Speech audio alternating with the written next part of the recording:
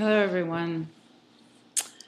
I'm doing my Journey to Life blog of a blog that influenced me during the week in my Journey to Life process of self-forgiveness, writing, and corrective application statements to walk myself back,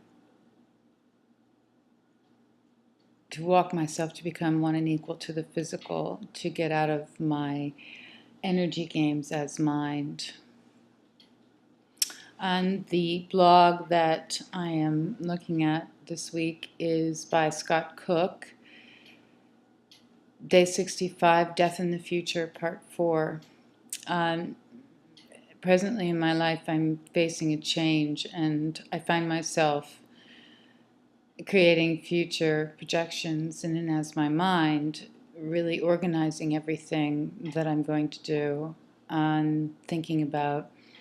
Involved in that is a kind of fairy tale idea of how wonderful it's going to be and what problems I'm going to face and how I'm going to set it all up.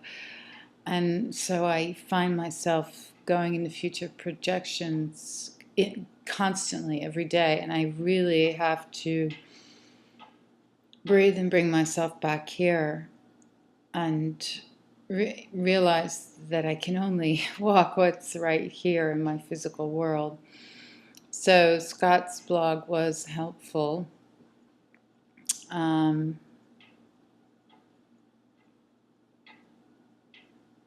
I will read some of his self-forgiveness statements. When and as I see myself fixating on the thought process that composes the experience of being groundless or uprooted as a future projected scenario in my mind, I stop myself with an awareness of how this construct has led to such distracted behavioral patterns where, directed by this muted anxiety, I haven't allowed myself to be here as a self-directed being, instead of attempting to superimpose an experience of anxiety based on a future projected mind construct onto physical reality by basing my existence in the moment as constantly reactive to nothing that is real. I commit myself to working with the reality of what is real as what is here as the point of communication or physical change, unclouded by the construct of mental distraction that I have allowed up to this moment. Now, within this statement, I realize that my fairy tale future projections of everything being organized and okay, I also have projections as the possibilities of loss and not being organized, and the outcomes, possible future outcomes of not succeeding, where I have all these doom and gloom scenarios of living in very difficult situations or not being able to take care of myself. So as well as having the fairy tale, everything's perfect, future projections, I have the gloom and doom.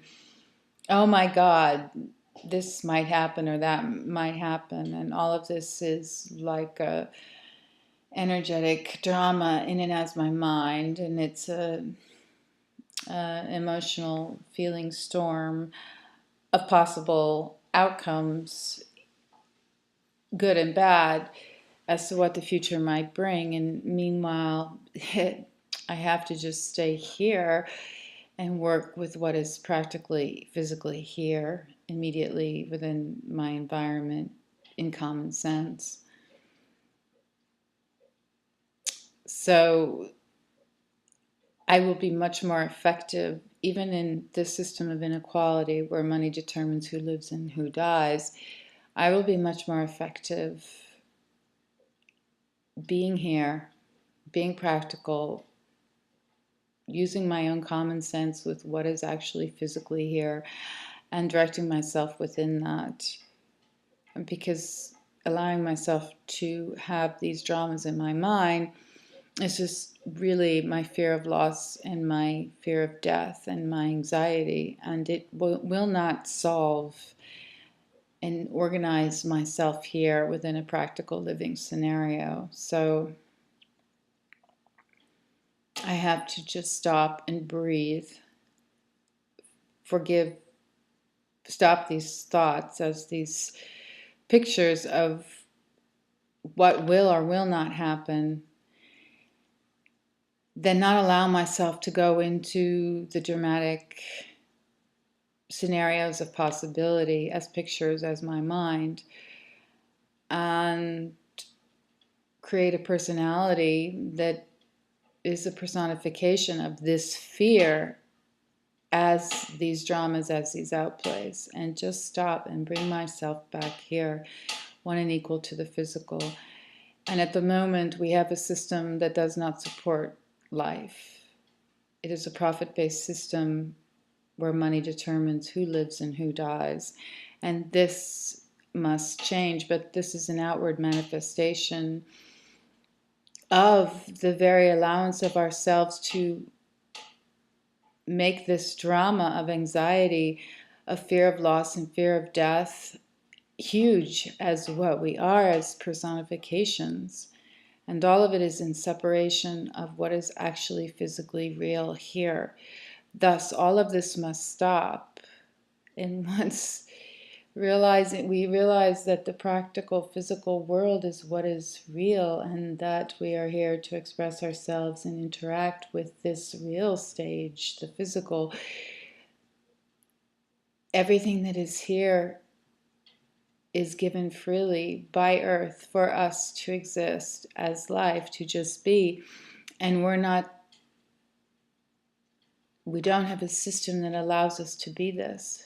The very system is the manifestation of how we are existing as mind in these energetic dramas of fear of loss. And in fear of loss, the feel good is the the memory, the imagining of like perfect scenarios that are not bad, but as an energetic mind movie, it's not real. It's not what the system supports.